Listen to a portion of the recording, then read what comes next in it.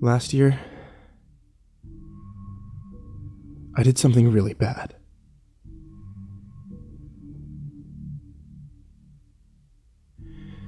I got onto the dark web with a few of my friends, and I'm telling you, it's real.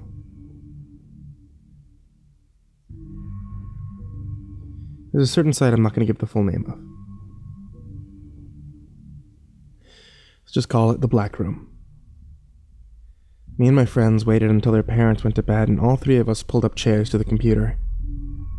It was a live streaming site that read something in Serbian, which translates to live preview.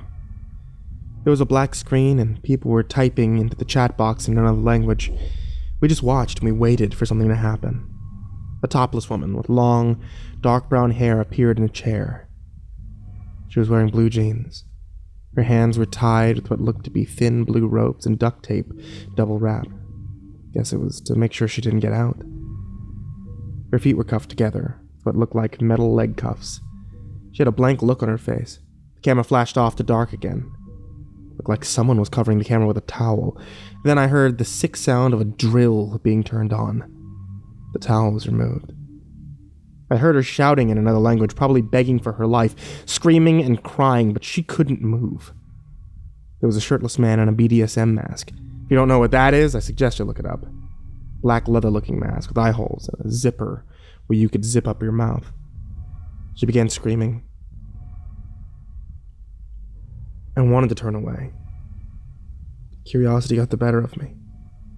He put that fat metal tip of the drill straight into her damn eye.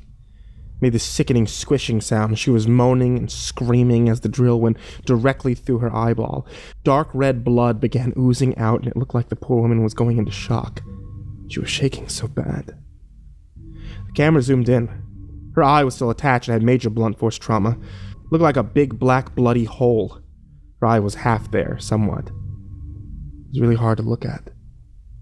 Then the camera lens went black again. Heard about 2 loud pops that sounded like a gun. It was silent. There was no more sound. There was no more video. The viewing was obviously over. God, I told my friends. I think we just witnessed a murder. They shot her. They really fucking shot her. My friends and I agreed we would never watch anything like that again. I went home, feeling disgusted with myself. I hoped, I prayed that it wasn't real, and sadly it may have been. Promised myself no more. I would never watch anything like that again. That lasted till about the next weekend. Next Saturday night, after playing PS4 for a few hours, we began to get tired and smoked a few joints to wake us up. Then my best friend, call him Rob, suggested we go on the dark web again. Rob's this computer genius. He knows how to get into the deep web, the dark web. He used a VPN. We decided to click on the Black Room again. Rob told me that only 4% of the internet is visible to the public. 96% of it remaining is made up of the deep web. Made me feel a bit sick to my stomach. What a disgusting thought. It took a few hours, and the site wanted us to pay with Bitcoin. We did. I don't know how we easily got in the first time without paying. I guess we just got lucky, because they wanted us to pay next time. This time the screen was not black. It was a concrete-looking room and a bucket. A big, heavy-set man with a white pillowcase around his head, with holes cut out for his eyes and mouth. You can see his face. Picked up the bucket and began laughing, showing us the bucket and then showing what was in the bucket. I nearly threw up. It was a bucket full of body parts, human body parts, floating in this clotted red goop. I assumed it was coagulated blood. I just remember seeing bloody teeth, a few fingers, what looked like a couple of eyeballs, or what was left of them. And this couldn't be real, I thought, but the way the man was laughing, it was no joke. It had to be animal parts, I thought. Please let it be animal parts. The camera zoomed in, and on the bucket was a white piece of paper that read victim number 12. It was written in permanent marker. Was this the remains of the poor lady we saw last week? I wasn't prepared for what happened next. The screen went black, and in a chair sat another woman, this time with blonde hair. Her eyes were covered with a black scarf. She was bound by her feet and hands with that same looking thin blue rope. I felt very sorry for her. Her waist was strapped in with some sort of belt holding her down into the chair. A white sheet was hung up behind her. I wanted to help her. Felt like there was nothing I could do. The fat man began dipping his hands into the gooey mess, trying to shove it into the woman's mouth. She tried to hold her mouth shut, but the man got angrier and slapped her in the face. It sounded like he was telling her to eat it. She began to chew, she began to cry, and then vomited the whole mess back up in her pretty white silk blouse. The chat box was going wild. The people were typing in different languages. And I heard it.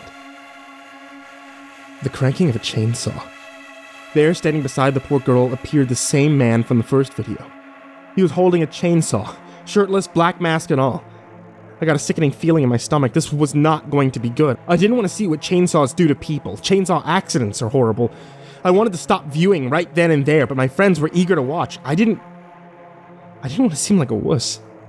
She was screaming her guts out, flailing, trying to get out of the chair. Good thing we all had our headphones on because this was really loud. I watched in horror. He began to try to cut off her arm. The chainsaw went through a little, then kicked back in a jerking upward motion, coming close to knocking her attacker out. He must have hit her arm bone, I thought.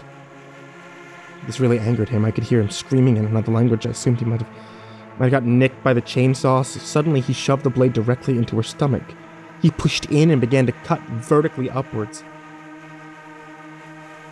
Her faint screams muffled by the chainsaw. Droplets of blood began spraying into the air onto the sheets, little pieces of meat, tissue flying all over the room. She began convulsing, her eyes rolled up into the back of her head, and she was gone. The man slowly pulled the chainsaw out, and as he did, I could see what looked like her intestines hanging out, and the screen went black. I ran to the bathroom upstairs, and I threw up. I threw up for 15 minutes. I almost passed out. My friends laughed at me. And then I knew behind that laugh disturbed them too. All I know is that there are some really sick people out there in different parts of the world that will do anything on the web for money. These people have no heart, no soul. They're inhumane and sick in the head. So stay off the dark web. There's just some things you can never forget. It'll disturb you and your mind forever. You won't be able to undo what you've seen. Remember that.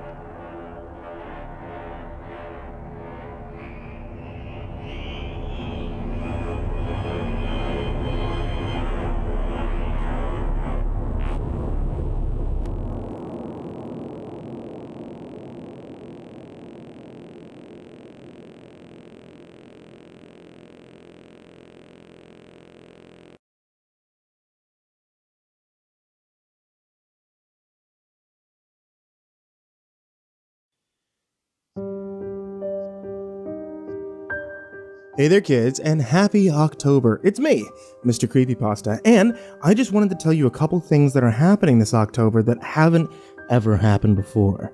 First off, if you take a look at the channel, you'll notice that I'm currently live. That's right, we started up doing a Halloween horror radio program. That means 24/7 without interruption, you'll be hearing CreepyPasta stories, read by yours truly. And as well as a few other guests that we've had on the channel before. The other thing are Halloween exclusive t-shirts. These t-shirts are available in the MrCreepyPasta link down below in the description. Actually, at any point if you want to check out the description, feel free to scroll down and see what kind of cool stuff's going on down there. Oh, and of course, the Halloween countdown starts on the 18th. Look forward to seeing you all. And sweet dreams.